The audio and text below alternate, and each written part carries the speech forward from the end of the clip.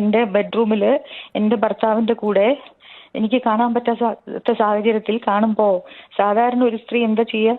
സാധാരണ ഒരു സ്ത്രീ അവരെ വെട്ടി നുറുക്കും. ഞാൻ വാതിൽ കൊട്ടിയിട്ട് പറയുന്ന പോലീസ് പോലീസ് ഹെൽപ്പ് ഹെൽപ്പ്, ഒരു ശബ്ദമില്ല, ഒന്നുമില്ല. അപ്പം ഞാൻ പ്രദീപിനോട് പറയും മര്യാദയ്ക്ക് മാറിക്കോ, എനിക്ക് പുറത്ത് കിടക്കണം എന്ന് പറഞ്ഞാൽ കേൾക്കുന്നില്ല. അത് അവസാനം ബാക്കിൽ മനോജ് നിൽക്കുന്നുണ്ട്. അപ്പോൾ ഞാൻ മനോജ് ഒന്ന് പറയും പ്രദീപിനോട് വാല് തുറക്കാൻ, എനിക്ക് പോകണം. എന്നിട്ട് പ്രദീപ് പറഞ്ഞാൽ മനോജ് പറയുന്നുണ്ട് പ്രദീപിനോട് വാല് തുറന്നു കൊടുക്കുമെന്ന്. എന്നിട്ട് ഈ പ്രദീപ് കേൾക്കുന്നില്ല, എൻ്റെ കൈ പിടിച്ച് മാറ്റാൻ നോക്കുകയാണ്. ഞാൻ പറഞ്ഞു മര്യാദയ്ക്ക് തുറന്നോളൂ എന്ന് പറഞ്ഞ് എങ്ങനെയോ തുറന്ന് ഞാൻ വിചാരിക്കുന്നു പോലീസിനെ എന്തൊക്കെ ഒന്ന് പറയണമെന്ന് നോക്കുമ്പോൾ പിങ്ക് ആരും ഇല്ല, അവിടെ ഒരാളും ഇല്ല. എനിക്കറിയായിരുന്നു എനിക്ക് സംശയ രോഗമാണെന്ന് ലോകം മുഴുവൻ പറഞ്ഞു നടക്കുന്നതിന്റെ കൊണ്ട് മാത്രം ഞാൻ ആ ഫോണിൽ അതെല്ലാം പകർത്തി. അപ്പൊ ശാന്തനോട് പറഞ്ഞു അവരുടെ ഫോൺ എടുത്ത് മാറ്റി അവരെ തടയെന്ന് പറഞ്ഞു. അപ്പൊ ശാന്തൻ അത് ചെയ്യാൻ നോക്കുമ്പോഴാണ് ഞാനത് എനിക്കറിയായിരുന്നു. അപ്പൊ ഞാൻ ലാസ്റ്റ് ഡയൽ നമ്പർ ലേഖ ചേച്ചി ആക്കിയിട്ടാണ് ഞാൻ പോയത്. ഞാൻ ചേച്ചിയെ വിളിച്ചാൽ ചേച്ചി ചേച്ചി എന്ന് പറഞ്ഞപ്പോൾ അവർക്ക് മനസ്സിലായി ഞാൻ ചേച്ചിയെ വിളിക്കുകയാണെന്ന്. അവർക്ക് അറിയാം ലേഖ ചേച്ചി എന്ന് പറഞ്ഞാൽ ലേഖ ചേച്ചിനെ എന്നായിരിക്കും വിളിക്കുന്നുണ്ടാവുന്നത്. അപ്പൊ അവരൊന്നും മടിച്ചു. അത് ആ ഒരു സെക്കൻഡിൽ ഞാൻ റൂമിൽ നിന്ന് പുറത്തേക്ക് ഓടി വന്ന് ചേച്ചിയെ വിളിച്ചു. ഞാൻ ചേച്ചി പറഞ്ഞപ്പോൾ ചേച്ചി പറഞ്ഞു ഉടനെ കൺട്രോൾ റൂമിലേക്ക് വിളിക്കാൻ. അങ്ങനെയൊക്കെ ആയി കഴിഞ്ഞപ്പോൾ അവരെന്നെ ഉപദ്രവിക്കാതിരുന്നത്. നമസ്കാരം. ഈ കഴിഞ്ഞ ദിവസങ്ങളിൽ കേരളത്തെ ഞെട്ടിച്ചുകൊണ്ട് ഒരു വാർത്ത പുറത്തു വരികയുണ്ടായി. ഗതാഗത വകുപ്പ് മന്ത്രി KB ഗണേഷ് കുമാറിന്റെ കിടപ്പുമുറിയിൽ അദ്ദേഹത്തിന്റെ ഭാര്യ പരസ്ത്രീയോടൊപ്പം KB ഗണേഷ് കുമാറിനെ കാണാൻ പാടില്ലാത്ത സാഹചര്യത്തിൽ കണ്ടു. ആ രംഗങ്ങൾ അവർ മൊബൈലിൽ പകർത്തി. ആ ദൃശ്യങ്ങൾ അത്രയും അവരുടെ കയ്യിൽ നിന്നും മൊബൈലിൽ നിന്നും തട്ടിപ്പറിക്കുന്നതിന് വേണ്ടി മന്ത്രിയുടെ പേഴ്സണൽ സ്റ്റാഫ് അവരെ പൂട്ടിയിട്ടു. അവർ 112ലേക്ക് വിളിച്ചു. പോലീസ് വന്നു, ഇടപെടാതെ പോയി എന്നൊക്കെയുള്ള കഥകളാണ് നമ്മൾ കേട്ടത്. അതിനുശേഷം മുഖ്യമന്ത്രി പിണറായി വിജയന്റെ മന്ത്രിസഭയെ തന്നെ ഇത് ബാധിക്കും, മന്ത്രിസഭ തന്നെ താഴെ വീഴും എന്നുള്ള ഒരു നിലയിലെത്തിയപ്പോൾ 72 മണിക്കൂർ സമയമാണ് മുഖ്യമന്ത്രി ഈ കേസ് ഒതുക്കി തീർക്കുന്നതിന് വേണ്ടി KB ഗണേഷ് കുമാറിന് നൽകിയത്. കാരണം നമ്മൾ പറഞ്ഞു കേട്ട കാര്യങ്ങൾ മാത്രമായിരുന്നില്ല അതിനകത്തുണ്ടായിരുന്നത് എന്നുള്ള ഞെട്ടിക്കുന്ന വസ്തുതയാണ് ഇപ്പോൾ പുറത്തു വരുന്നത്. KB ഗണേഷ് കുമാറിന്റെ ഭാര്യയായ ബിന്ദു മേനോൻ KB ഗണേഷ് കുമാറിന്റെ കിടപ്പുമുറിയിൽ ഒരു സ്ത്രീയോടൊപ്പം ഒരു കുട്ടിയുടെ ദൃശ്യവും പകർത്തിയതായി അവർ ആദ്യം മാധ്യമങ്ങൾക്ക് മൊഴി നൽകിയിട്ടുണ്ടായിരുന്നു. റിട്ടയർഡ് DGP ആയ ശ്രീലേഖ IPS-നോടും അവർ ഇത്തരം കാര്യങ്ങൾ പറഞ്ഞിരുന്നതായാണ് അറിയുന്നത്. ശ്രീലേഖയാണ് 112ലേക്ക് വിളിച്ച് പോലീസിന്റെ സഹായം തേടുവാൻ വേണ്ടി ബിന്ദു മേനോനെ ഉപദേശിച്ചത്. തന്റെ സുഹൃത്തായ മുഖ്യമന്ത്രിയുടെ മകളായ വീണ വിജയനെ വിളിച്ചും ബിന്ദു മേനോൻ സഹായം അഭ്യർത്ഥിച്ചിട്ടുണ്ടായിരുന്നു.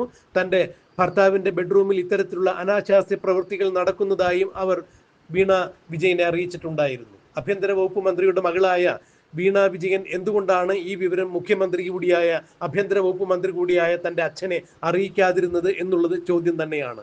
എന്നാൽ 72 മണിക്കൂർ സമയം മുഖ്യമന്ത്രി ഗണേശന് കൊടുക്കുകയും മന്ത്രി ഗണേശൻ തന്റെ ഇഷ്ട സുഹൃത്തായ ബാലഗോപാലനെ ഈ കേസ് ഒത്തുതീർപ്പിന് വേണ്ടി നിയമിക്കുകയും ബാലഗോപാലൻ ഇടപെട്ടിട്ട് പോലും ബിന്ദു മേനോനും കുടുംബവും വഴങ്ങാത്തതിന്റെ പേരിൽ അടുത്ത കാലത്ത് മന്ത്രി ഗണേഷ് കുമാറും ഭാര്യ ബിന്ദുവുമെല്ലാം ഒരു പ്രാർത്ഥനാ ഗ്രൂപ്പിൽ സഹകരിക്കുകയുണ്ടായി. കുറച്ച് വർഷങ്ങളായി അവർ ആ പ്രാർത്ഥനാ ഗ്രൂപ്പിനോടൊപ്പം പ്രാർത്ഥനയിൽ മുഴുകി ജീവിക്കുന്ന കാഴ്ചയാണ് കണ്ടിരുന്നത്. അങ്ങനെ ആ പ്രാർത്ഥനാ ഗ്രൂപ്പിനെ ഉപയോഗിച്ചു കൊണ്ടാണ് മന്ത്രി ഗണേഷ് കുമാർ ഇടഞ്ഞു നിന്ന തൻ്റെ ബിന്ദു എന്ന ഭാര്യയെ ഈ വിഷയത്തിൽ അനുനയിപ്പിച്ചത് എന്നുള്ള വാർത്തയാണ് പുറത്തു വരുന്നത്. അതായത് പരിപൂർണമായും ഈ തെരഞ്ഞെടുപ്പ് വരെയുള്ള ഒരു അഡ്ജസ്റ്റ്മെന്റ് എന്ന രീതിയിൽ മാത്രമാണ് ഈ ഒത്തുതീർപ്പ് മുന്നോട്ട് പോയിരിക്കുന്നത് എന്നുള്ള വിവരങ്ങളാണ് പുറത്തു വരുന്നത്.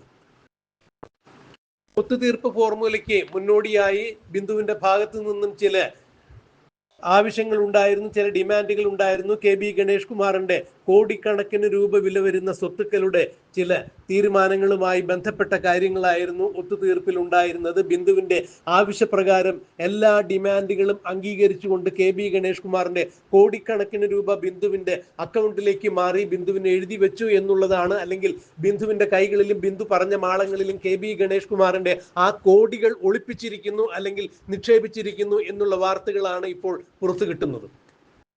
കാരണം പുറമേ കേട്ടതുപോലെ KB ഗണേഷ് കുമാറിന്റെ പ്രണയമോ KB ഗണേഷ് കുമാറിന്റെ ബെഡ്റൂമിൽ നടന്ന രതിലീലകളോ അല്ലെങ്കിൽ അനാശാസ്യകരമായ പ്രവർത്തനമോ മാത്രമല്ല, ബിന്ദു മേനോൻ ആദ്യമേ പറഞ്ഞിരുന്നത് പോലെ KB ഗണേഷ് കുമാറിന്റെ ബെഡ്റൂമിൽ ഒരു സ്ത്രീയോടൊപ്പം ഒരു കുട്ടിയെ കണ്ടിരുന്നു എന്ന് പറയുമ്പോൾ പോക്സോ കേസിലേക്ക് വഴിവെക്കുന്ന ഈ സന്ദർഭങ്ങളും സംഭവങ്ങളും മനഃപൂർവ്വം മറച്ചു പിടിച്ചതിന് ബിന്ദു മേനോനും എതിരെയും ഈ വിവരം ആദ്യമറിഞ്ഞ റിട്ടയർഡ് DGP ആയ ശ്രീലേഖ IPSനും എതിരെ കേസ് വരും.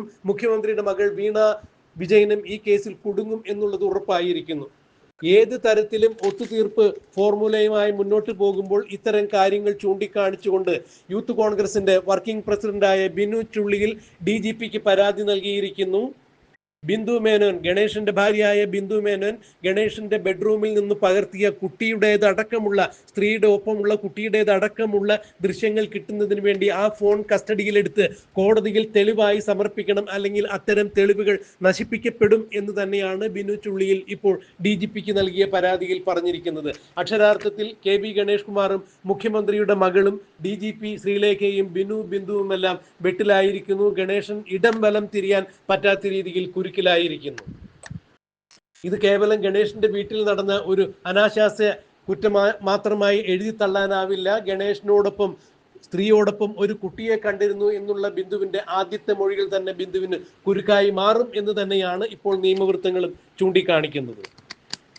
വളരെ നിസാരവൽക്കരിച്ചുകൊണ്ട് ഈ വിഷയത്തിൽ നിന്ന് രക്ഷപ്പെടുവാൻ ബിന്ദുവിനോ അല്ലെങ്കിൽ ഗണേഷ് ചുമതലപ്പെടുത്തിയ ഒത്തുതീർപ്പ് മേലാളന്മാർക്കോ പ്രാർത്ഥനാ ഗ്രൂപ്പിനോ സാധിക്കില്ല എന്നുള്ളതാണ് മനസ്സിലാക്കാൻ കഴിയുന്നത്. 72 മണിക്കൂർ നേരം പോക്സോ കേസ് പോലും എടുക്കാവുന്ന ഒരു സംഭവം തന്റെ ചെവിയിലെത്തിയിട്ട് ആഭ്യന്തര വകുപ്പ് മന്ത്രി കൂടിയായ മുഖ്യമന്ത്രി ആ കേസിൽ യാതൊരു തരത്തിലുള്ള തീരുമാനവും എടുക്കാത്ത മൗനവ്രതം അവലംബിച്ചുകൊണ്ട് KB ഗണേഷ് കുമാറിന് കേസ് ഒത്തുതീർക്കുന്നതിന് വേണ്ടി കൂട്ടുനിന്നു എന്ന് പറയുന്ന കേരള സംസ്ഥാനത്തിന്റെ ആഭ്യന്തര വകുപ്പ് മന്ത്രിയായ പിണറായി വിജയനെതിരെ ഏത് തരത്തിലുള്ള നടപടികൾ കൈക്കൊള്ളണം എന്ന് തന്നെയാണ് ഇപ്പോൾ യൂത്ത് കോൺഗ്രസ് ചോദിക്കുന്നത്.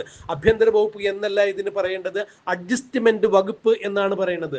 അഡ്ജസ്റ്റ് വകുപ്പ് മന്ത്രിയായി പിണറായി വിജയൻ തുടരുന്ന കാലത്തോളം ഇത്തരത്തിലുള്ള കേസുകൾ കേരളത്തിൽ ഉണ്ടാകും. പിണറായി വിജയന് ഭരണം മാത്രമാണ് ലക്ഷ്യം. ഏത് വിധേനയും തന്റെ ഭരണം നിലനിർത്തുന്നതിന് വേണ്ടി തന്റെ മുൻപിൽ വരുന്ന വിവരങ്ങൾ മറച്ചു വയ്ക്കുകയോ മൗനം ദീക്ഷിക്കുകയോ ഒക്കെ ചെയ്യും. അതാണ് ഇപ്പോഴും സംഭവിച്ചിരിക്കുന്നത് എന്നാണ് ഇപ്പോൾ യൂത്ത് കോൺഗ്രസിന്റെ വർക്കിംഗ് പ്രസിഡന്റായ ബിനിൻ ചുള്ളി പറഞ്ഞിരിക്കുന്നത്.